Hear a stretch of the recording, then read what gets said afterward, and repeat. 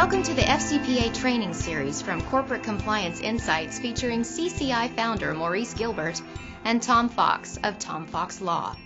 Tom has practiced law for 25 years and is now assisting companies with FCPA compliance, risk management, and international transactions.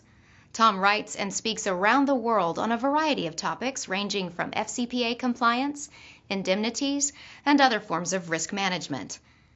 The videos in this series provide an introduction to FCPA compliance for legal, compliance, and operations personnel. Please note, the information should not be considered all-inclusive, and we encourage viewers to seek professional advice prior to implementing any compliance program. So let's get started. Hi, I'm Maurice Gilbert with Corporate Compliance Insights, and joining me in the studio today is Tom Fox of Tom Fox Law. Today we'll be discussing sales structures under the FCPA. So Tom, what are some of the greatest risks under the FCPA? It's generally recognized that third parties are the greatest risk under the FCPA. About 95% of all FCPA enforcement actions involve third parties, and there are almost always third parties in the sales chain. So your agents, your resellers, your distributors, your joint venture partners, anyone you do business with or for or through can put you at the greatest risk. When it comes to third parties, what can a company do to protect itself? Yes, there's a series of steps that a company can engage in. It's generally recognized that a company needs to manage the relationship prior to contract signing and after contract signing. The steps a company should take prior to contract signing generally involve or revolve around the following.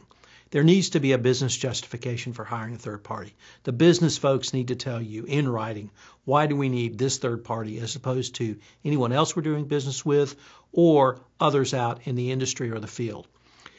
After that business justification comes in, the third party needs to fill out a detailed questionnaire about their ownership structure, what compliance laws, rules, and regulations that they follow, have they received training in anti-bribery and anti-corruption laws, and generally what's their philosophy going forward.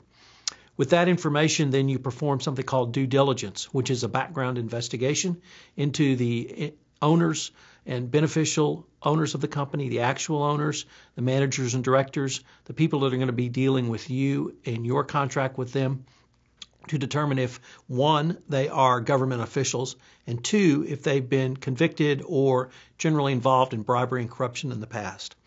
Once you obtain all of that information, you need to evaluate and analyze it.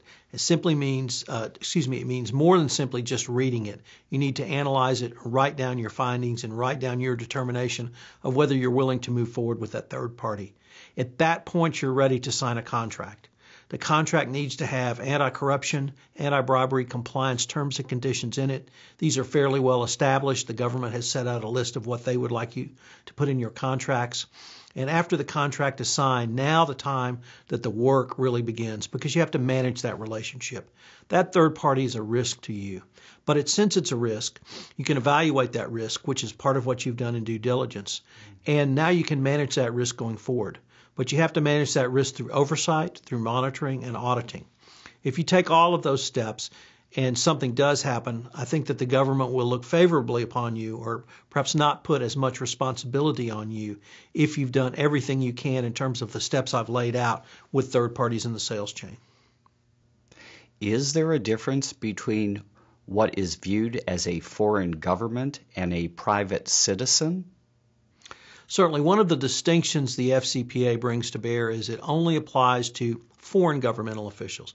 It does not apply to foreign citizens. If I could contrast that with the UK Bribery Act, the UK Bribery Act makes illegal the corruption of both foreign officials and foreign citizens. So a foreign governmental official would generally be described as involved in public corruption, and a private citizen would be private or commercial corruption. The FCPA makes a distinction that it only applies to public corruption of foreign governmental officials. It does not apply to individual, commercial, private citizens inside the United States or out of the United States. Tom, thanks for joining us, and we welcome you back for the next in our FCPA video series.